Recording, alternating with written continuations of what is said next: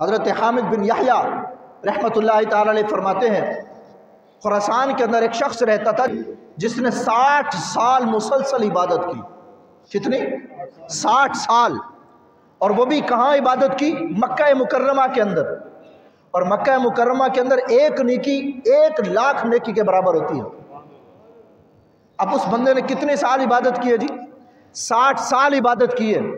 اور طریقہ کیا ہوتا تھا؟ سارا دن قرآن کی تلاوت کرتا تھا اور ساری رات بیت اللہ شریف کا طواف کرتا تھا۔ اتنا نیک شخص تھا، متقی تھا، امانت دار تھا کہ بڑے لوگ آ کر اس کے پاس اپنی امانتیں رکھواتے تھے کہ یہ شخص امین ہے، یہ شخص امانت دار ہے، اس کے پاس اگر اپنے پاس کچھ چیز اس کے پاس رکھوا دیں گے تو اس میں خیانت نہیں کرے گا۔ تو ایک شخص تھا بڑا نیک اور متقی تھا، اس کے ساتھ اس کی دوستی تھی۔ اس نے تقریباً 10,000 دینار اس شخص کے پاس امانت کے طور پر رکھوائے۔ کہا میں سفر پر جا رہا ہوں، جب واپس آؤں گا تو تم سے آ کر لے لوں گا۔ جب وہ واپس لوٹا سفر سے تو معلوم ہوا کہ اس نیک شخص کا، متقی شخص کا انتقال ہو گیا۔ اب اس کو پتہ نہیں کہ اس کی امانت کہاں ہے۔ لوگوں سے پوچھا، ورثاء سے پوچھا تو انہوں نے کہا ہمیں تو پتہ نہیں ہے۔ اس نے کہا تمہاری امانت رکھی؟ اس کا تو انتقال ہو گیا۔ خیر، یہ جو شخص تھا یہ علماء کے پاس گیا اور اس نے جا کر پوچھا کہ ہمارے اس علاقے کے اندر آپ جانتے ہیں کہ فلاں نام کا ایک شخص تھا جو بڑا متقی تھا، نیک تھا، قرآن کی تلاوت کیا کرتا تھا، بیت اللہ شریف کا طواف کیا کرتا تھا، لوگ سب جانتے ہیں کہ وہ بڑا امانت دار شخص تھا، نیک تھا، اس کا انتقال ہو گیا، اس کے پاس میری امانت ہے، میں کیسے معلوم کروں کہ میری امانت کہاں ہے؟ کیونکہ اس کے گھر والے بھی کہہ رہے ہیں ہمیں معلوم نہیں ہے۔ تو علماء نے بتایا کہ ایسا کرو، زمزم کے کنویں پر چلے جاؤ، کیونکہ جو نیک لوگوں کی روحیں ہوتی ہیں وہ جنت میں، نیک لوگ جو ہوتے ہیں وہ جنت میں جاتے ہیں اور ان کی جو روحیں ہوتی ہیں وہ اللہ پاک کے حکم سے زمزم کے کنویں میں ہوتی ہیں۔ تو ہمیں امید ہے کیونکہ وہ بڑا نیک شخص تھا، بڑا متقی شخص تھا، سارا دن قرآن کی تلاوت کرتا تھا، رات بھر طواف کیا کرتا تھا، ہمیں امید ہے اللہ کی رحمت سے کہ وہ جنتی شخص ہے اور اس کی روح جو ہے وہ زمزم کے کنویں پر ہے۔ وہاں جاؤ اور جا کر کنویں میں جھانک کر آواز لگانا، اے فلاں بن فلاں میری امانت کہاں ہے؟ یہ جا کر وہاں آواز لگانا۔ یہ شخص زمزم کے کنویں پر جاتا ہے اور 3 مرتبہ آواز لگاتا ہے۔ علماء نے بتایا تھا کہ وہاں سے آواز آ جائے تو سمجھ لینا یہ جنتی ہے۔ یہ گیا اور اس نے جا کر 3 مرتبہ آواز لگائی مگر کوئی آواز نہ آئی۔ یہ شخص بڑا پریشان ہوا کہ وہ تو اتنا نیک تھا، اتنا متقی تھا، اس کو تو اس کنویں کے اندر اس کی روح کا ہونا چاہیے تھا، لیکن وہ نہیں ہے۔ علماء کے پاس دوبارہ پہنچ گیا، حضور میں زمزم کے کنویں پر گیا ہوں لیکن وہاں پر مجھے کوئی آواز نہیں ملی، جواب نہیں ملا۔ تو انہوں نے کہا کہ پھر ہمیں ایسا لگتا ہے کہ وہ پھر جہنمی ہے، پھر ایسا کرو یمن میں چلے جاؤ، وہاں برہوت نامی ایک کنواں ہے، وہاں جا کر آواز لگاؤ اور کہنا ہے فلاں بن فلاں میری امانت کہاں ہے؟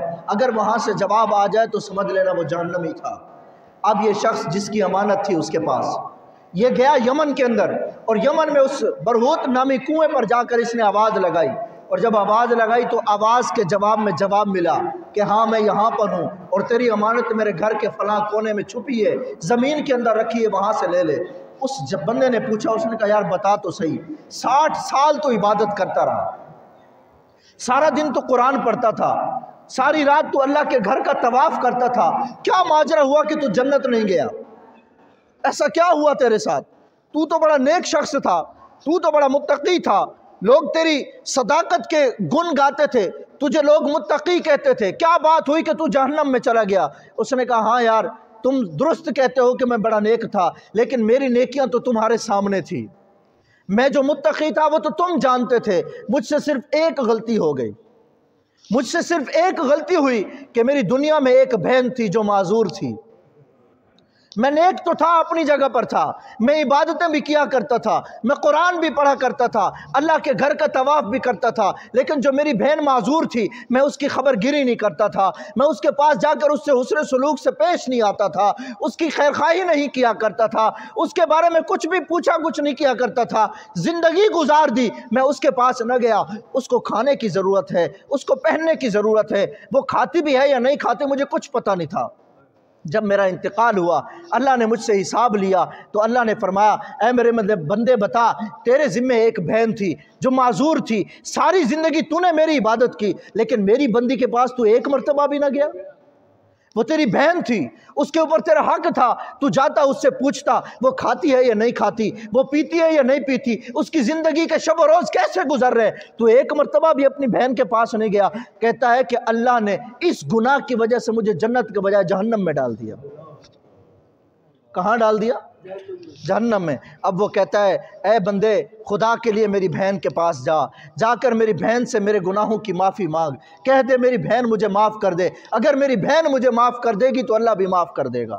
پھر یہ شخص واپس آتا ہے یمن سے اور آن کر کے اس کے گھر والوں کو تلاش کرتا ہے، گھر والوں سے بہن کے گھر کا پتہ پوچھتا ہے، وہاں جا کر بہن کو سارا معاملہ بتاتا ہے، تیرا بھائی اس طرح فلاں فلاں جگہ سے گزرتے ہوئے وہ کنویں کے اندر ہے، آج اس کی روح عذاب کے اندر مبتلا ہے، تیرا بھائی کا کہنا ہے کہ اگر تو معاف کر دے گی بھی اللہ بھی معاف کر دے گا۔ اس کی بہن نے اس کے لیے دعا کی اور کہا یا اللہ میں اپنے بھائی کو معاف کرتی ہوں، وہاں اس کی بہن نے اس کو معاف کیا، یہاں اللہ نے اس کو معاف کر دیا۔ پھر وہ شخص کہتا ہے کہ جب اس کی بہن نے میرے سامنے دعا کی نا تو میں نے سوچا جا کر دیکھوں تو صحیح بہن کی دعا میں کتنا اثر ہے۔ وہ کہتا ہے میں پھر گیا مکہ پاک میں اور میں نے جا کر زمزم کے کنویں پر آواز لگائی، اے فلاں بن فلاں بتا تو یہاں ہے؟ آواز آئی ہاں ہاں میں یہاں آ گیا ہوں۔ اللہ نے جہنمی کنویں سے نکال کر جنت میں ڈال دیا۔